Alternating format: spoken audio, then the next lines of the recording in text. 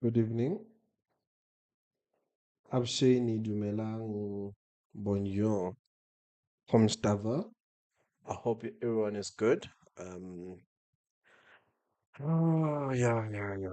We're gonna start with the daily analysis before we speak about a lot of things that are happening in the market and the trade that I have. Okay. We just tapped into the 15 minutes. There's an SMT here. We look to be good to my buyers might be long for today. I might have for right now I might have a long bias. I wanna go long. Because there's a higher time frame SMT here.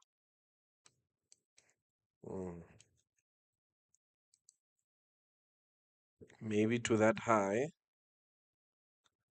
Look for that retracement to that high. Maybe be bullish until that high, and then you can look for bears afterwards. And remember, today in the PM session there is FOMC, but I'll get into that.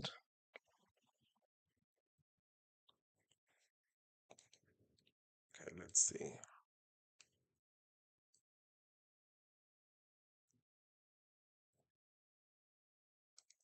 Yeah, I'm bullish.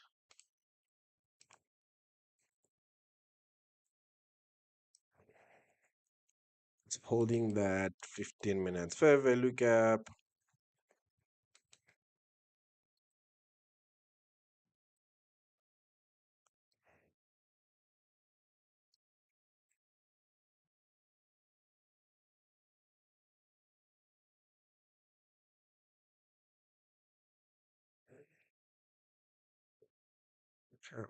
Let's see.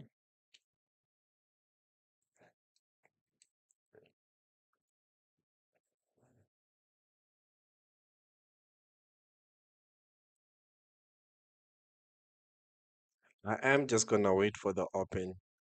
Once we hit the open, we'll see what's happening.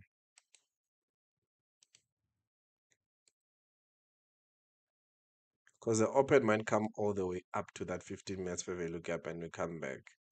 But if we get an invasion here, that looks set for higher high. So 7 minutes before market open.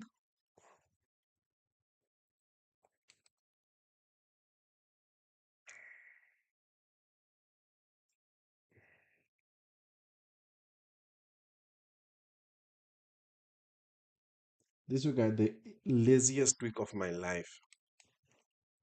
Okay, so we have marked everything, literally everything that I want to see.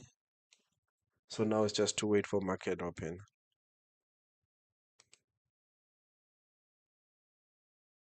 Um,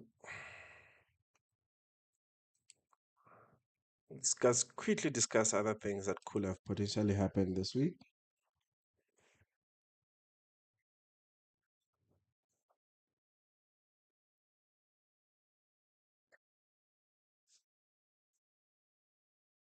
Okay, nothing much has changed besides that Bitcoin is still bullish. We're gonna look at the rest of the stuff, but nothing has changed much in terms of my sentiments. So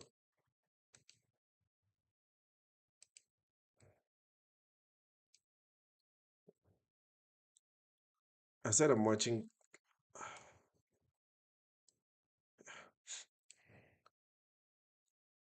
You know what? I have my doubts going long on Bitcoin. I have serious doubts. I might attempt it, but I have my serious doubts because I don't want to hold trades which are just consolidating forever. So from this low here to now,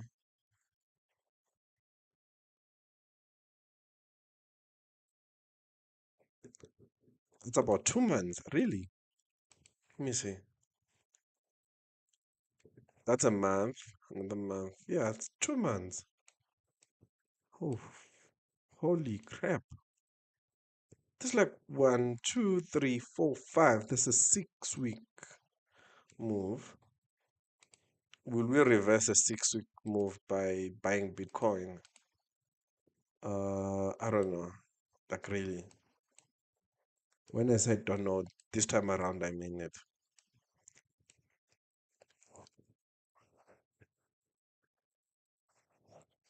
One thing I hate personally is to jump in and then I'm caught up in this consolidating thing here. And then I'm stuck in a trade for hours and hours. So I don't want that. I just want to get it when there's momentum. So I will be watching, just observing from afar.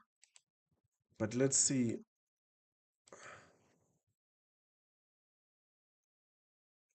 Ooh, beautiful. Look at how it held that support. That's beautiful set.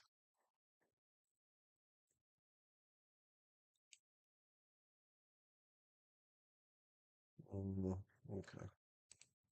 Does not move higher to the way I wanted. But for those that trade this direct breakout, might have taken this trade.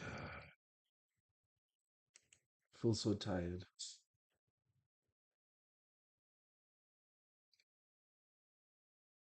Honestly, there's nothing much happening.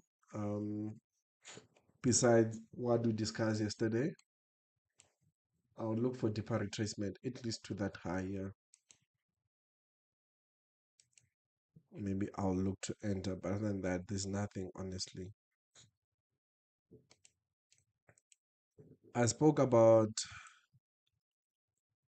AUDJPY.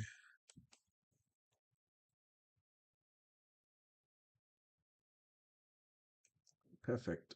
So if it's still gonna come lower, I am still gonna enter. Just waiting. Because the Australian dollar, it's very strong. But currently, we seem not to be getting the move that we are looking for. So we're just gonna wait, man. Sometimes I don't really risk. I'm just waiting to see what's gonna happen. So for now, nothing much is happening. If it comes back low, I might take that as well, AUD USD. So I'm just setting. But the only trade, as I said, I have long term is oil. I've taken oil. So far, from when I entered the trade to now, it seems like there's a good reaction. I just want to see US oil to start break above, hold that, and continue giving lower lows. As it does that, I'll train my stop loss. Let's come back to the all-time high. So you wait 1 minute before open. Let's see the reaction on open.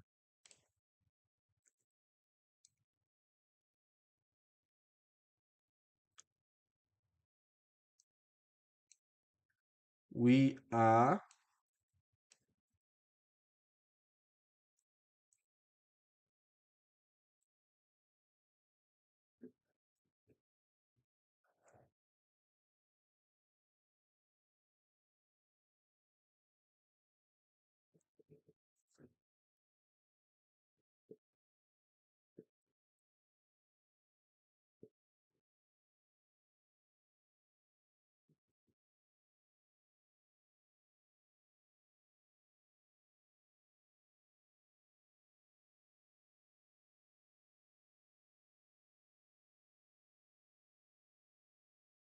officially market open. We see invasion of this five. It's pushing to the upside on market open.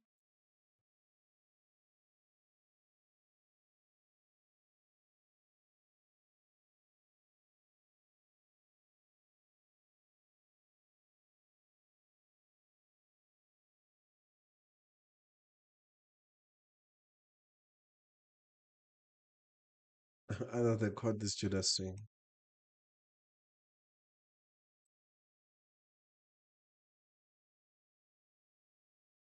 There's a break here.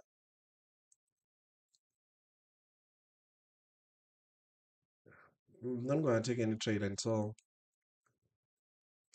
15 minutes of market open has lapsed.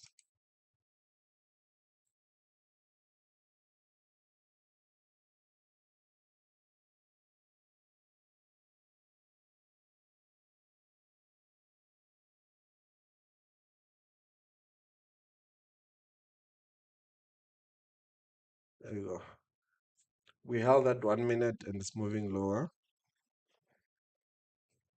I'm going to be marking this low as well and see what's going to happen. I am practically neutral.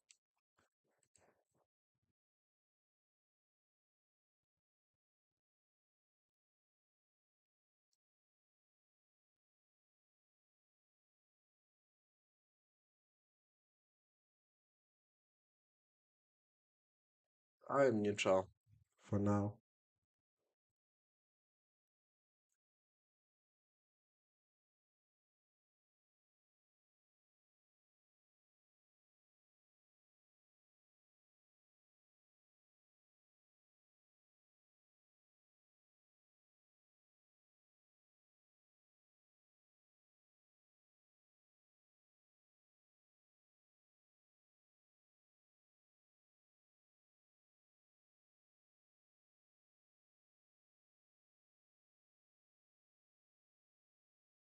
There was PPI today, came in hot. Okay. There was PPI today. Quarter two, we have overnight interest rate, Canadian rates, which, yeah. Today it's a very busy day, hey? There is FOMC. My expectation, the FOMC, they will keep the interest rate the same. given the inflationary pressures that might be coming with the war, they will want to cut rates immediately because that would be very bad. If inflation is still going to be a problem, I know that the labor market is a problem, but they have an inflationary problem issue now at hand, which is bigger than the labor market currently, given the oil prices.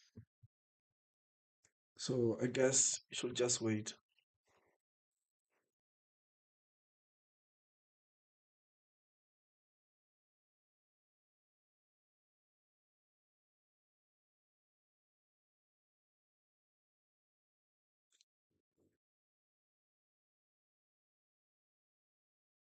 Mm, mm, mm, mm.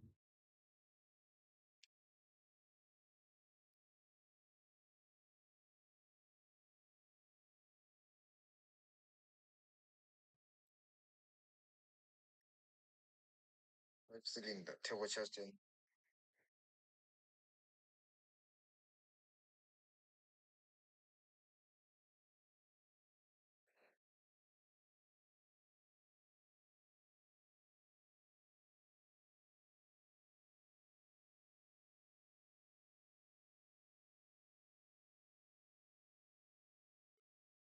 Yeah, we'll discuss that now. I'm just waiting.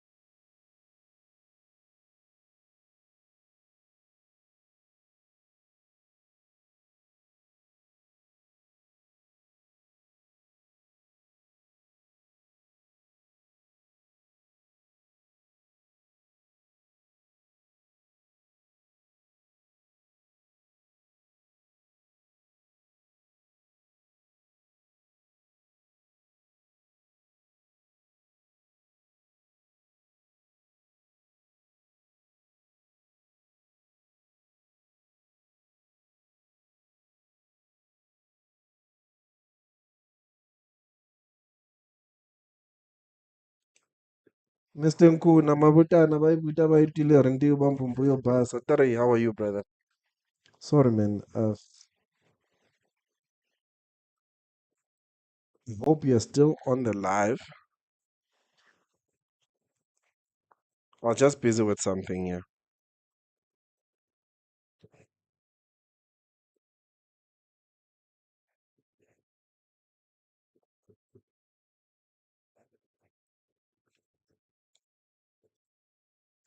Now I'm back. Sorry, man.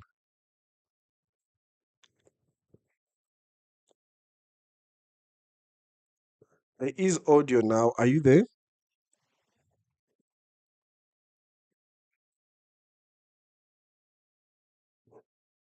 I hope you're good. I'm back. Sorry, man. Okay. Look, I don't have any bias for this for now. Just gonna be sitting and looking at seeing what's gonna happen. Thomas, where are you from, man? Oh, Magwe.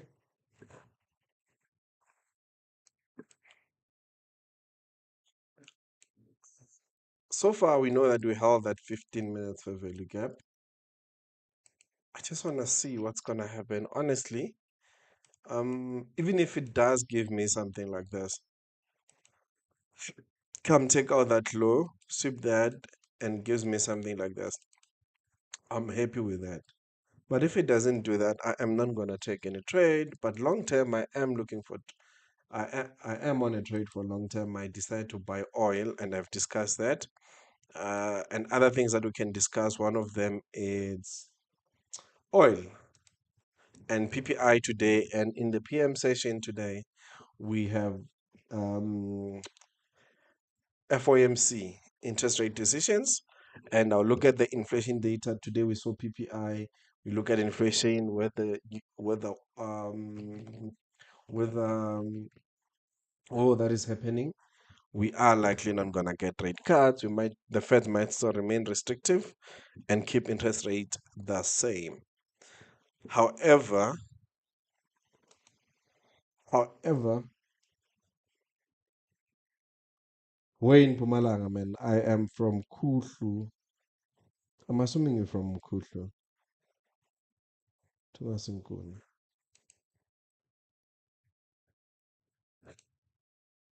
Okay, I'm not in Kuhlu right now, but I'm originally from Kuhlu.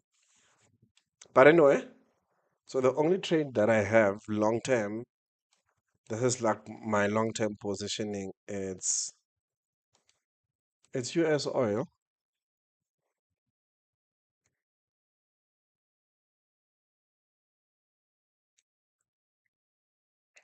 It's US oil. And I did say before that I'm just waiting for a break above this current high here. Just went long. If it goes beyond this current high and holds the current high, I am gonna look to trail my stop loss to profit. But for now, I am just watching it closely.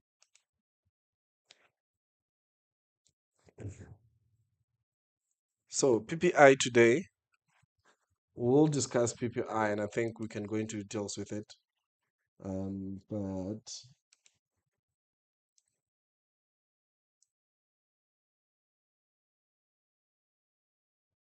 where is this?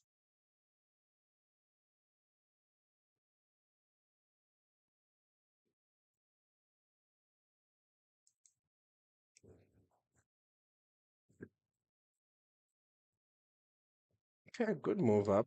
I didn't deny that move. That is going up on Nasdaq.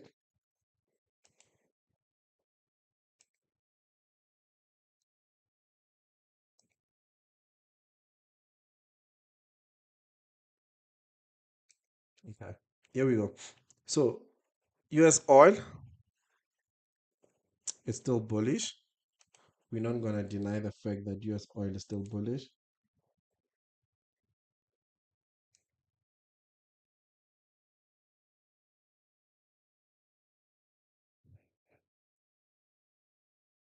and I'm long, and it's still giving the bullish signal on the edge fine, and I'll discuss the numbers why. So this is a trade that I took basically. This is a trade I took. As I said, I've marked that high. If we trade above it, I'm gonna trail to stop loss to break even and allow the move to happen without my involvement.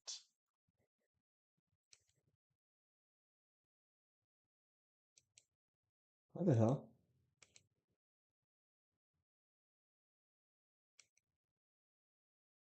Anyway, this thing is crazy. Let's discuss the edge fine. That's fine. Thomas, why? Oh, Marco Mkoto, where are you from? Mkoto? I mean, in Pumalanga. So I want to see if it will trade above and continue to the upside. But looking at the edge finder, we have AUD CAD, USD ZAR, it's bullish, interesting. What's the price?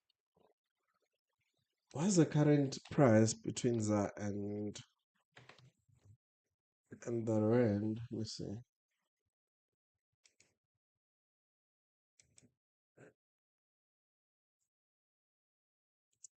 We're trading at 16 rand 84 cents, a dollar to a ZAR.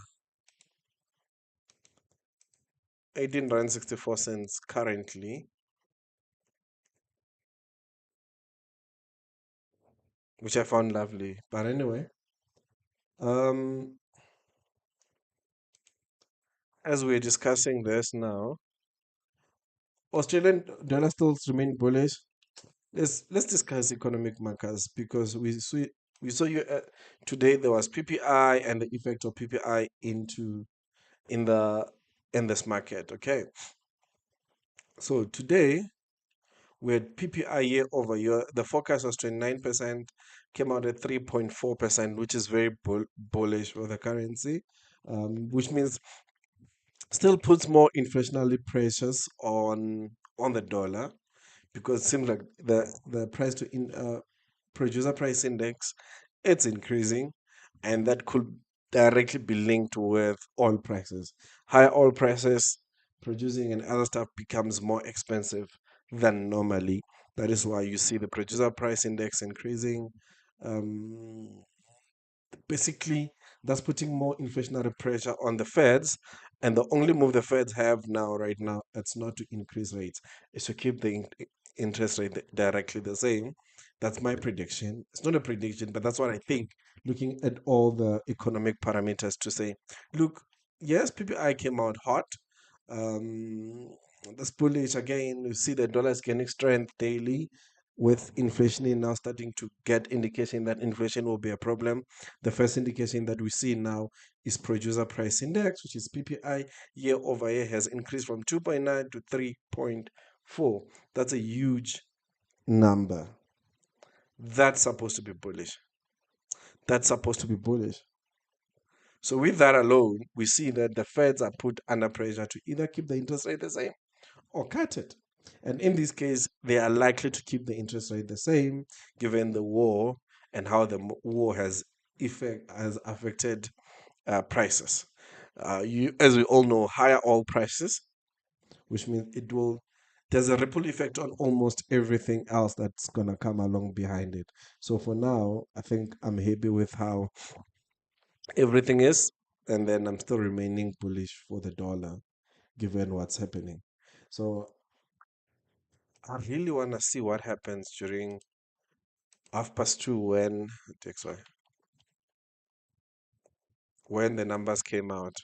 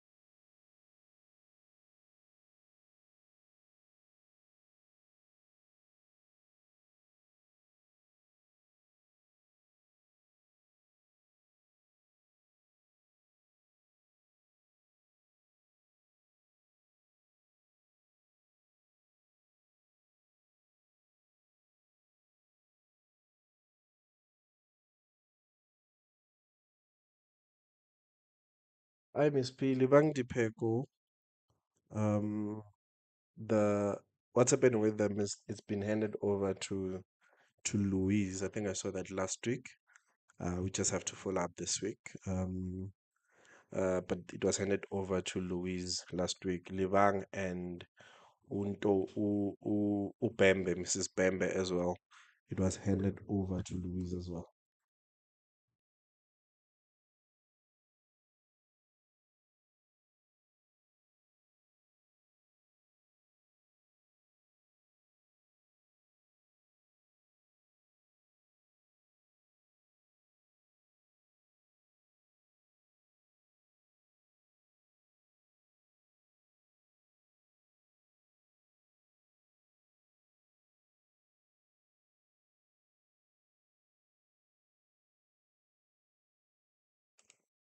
When the news were announced,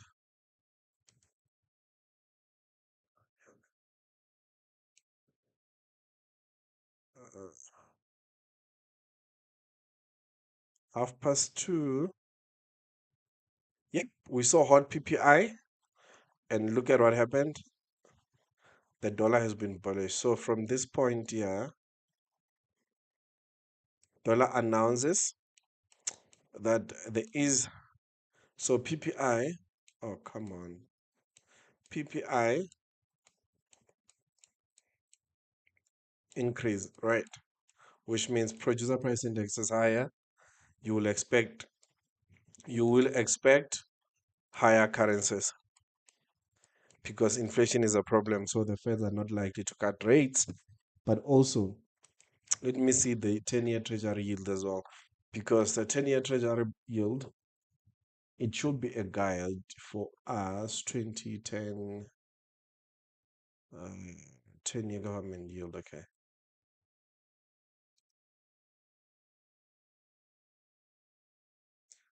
Look at that. From the annualization to now, which is up from 4.1 to 4.22. So on this 10-year treasury yield, for those that trade pools and whatsoever, you could look to start buying yields now because it directly indicates that we are going to remain restrictive. We might not cut rates, though doesn't mean we might increase rates. But for now, we might keep the interest rate the same because look at the yields. Look at the 10-year yield. Immediately we saw PPI numbers. We just moved to the upside. So this indication here is a direct indication that we are unlikely going to get rate cuts because also after PPI announcement, we've seen the yields increasing as well, which, yeah, so that's what I've seen.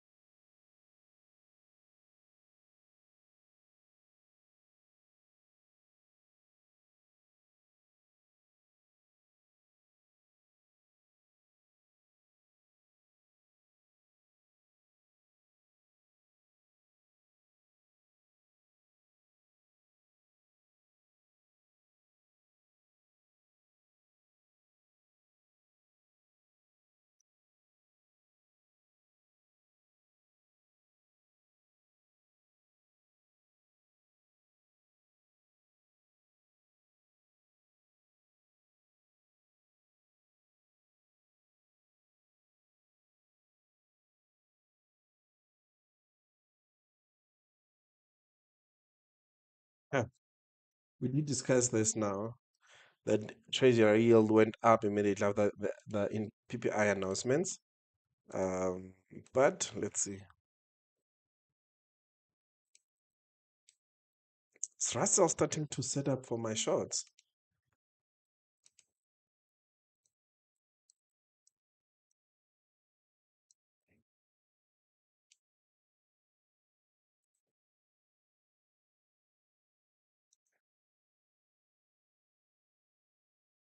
It's quite high now.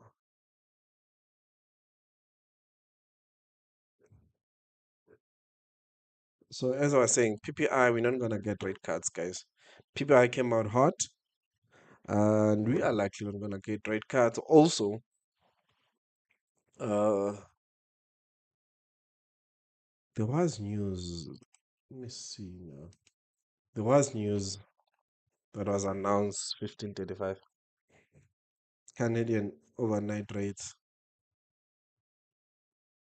Okay, overnight rates on Canadian exactly as predicted, came out exactly the same, so we're not gonna have much movement there.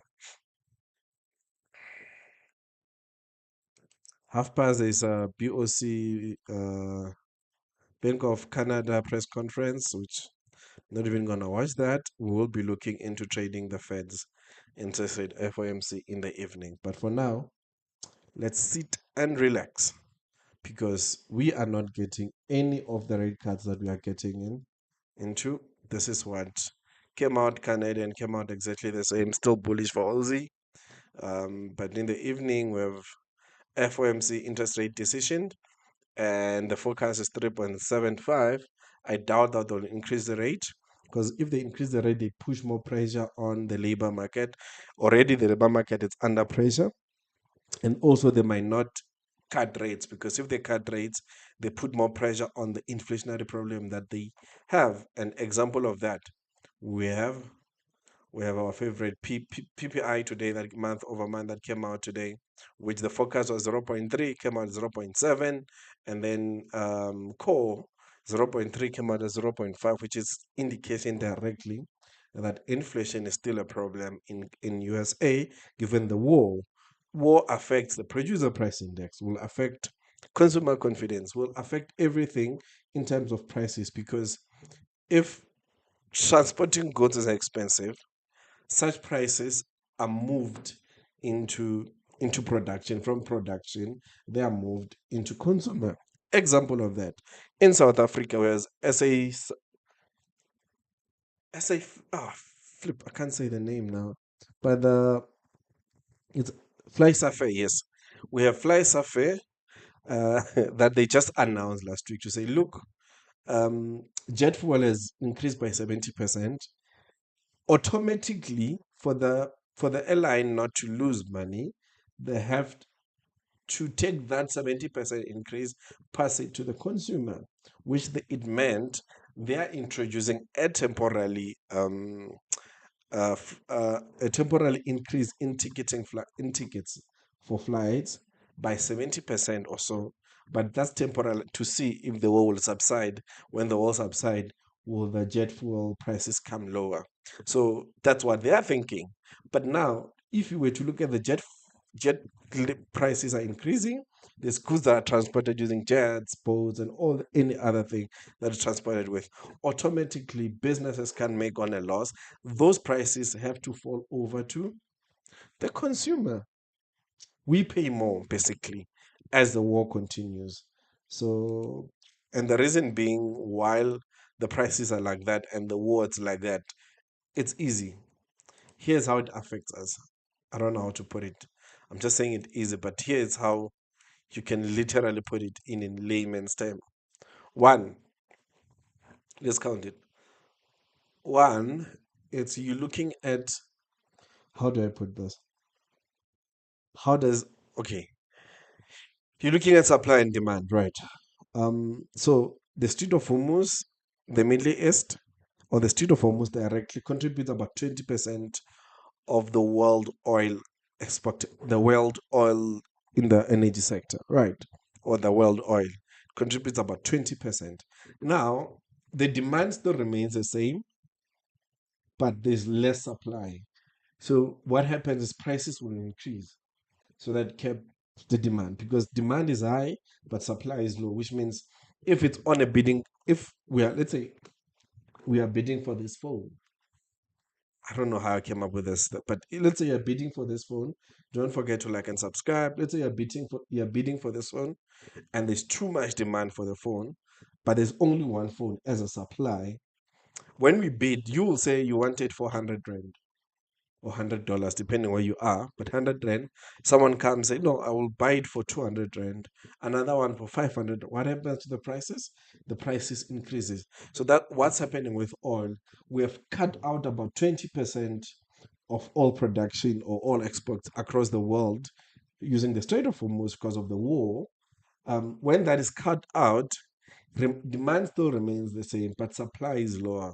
That push up the prices higher. But let's say vice versa happened. We have this guy here. It's not in demand, right? There's too much people. It's not in demand, right? And which means there's less people looking for the phone, but there's more people that are not interested in the phone. What happens? Whoever is interested can say, I want to buy it for 50 rand. The seller, the bidder can say no, but you can't buy it for 50 rand. We still have to keep it. We buy it for 50 rand because there's no demand. There's not any other people that are bidding for it. So the only offer you got is a 50 rand because there's only one person who's looking for that. So that's what's happening basically.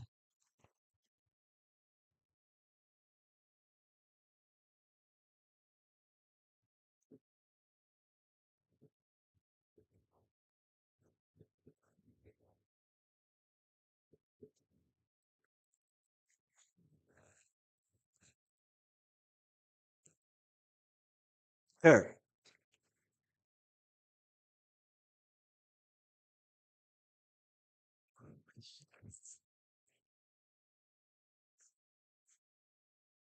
So basically that's supply and demand. Don't forget to like and subscribe.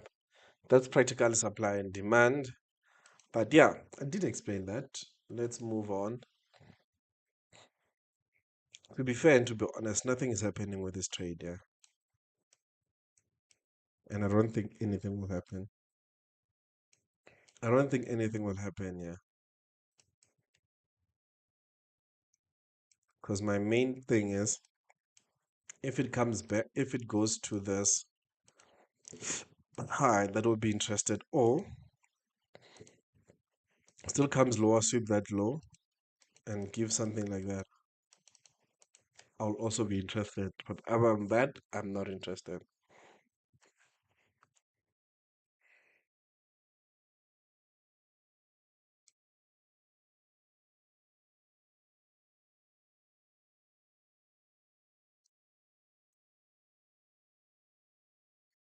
Hey guys, I think I'll call it here at the end of the day today. I don't think there's much happening. We'll see in the PM session. I think we might consolidate the rest of the day given that there's FOMC later in preparation for that. So I'll call it a day here. Have a great day, guys. See you in the PM session.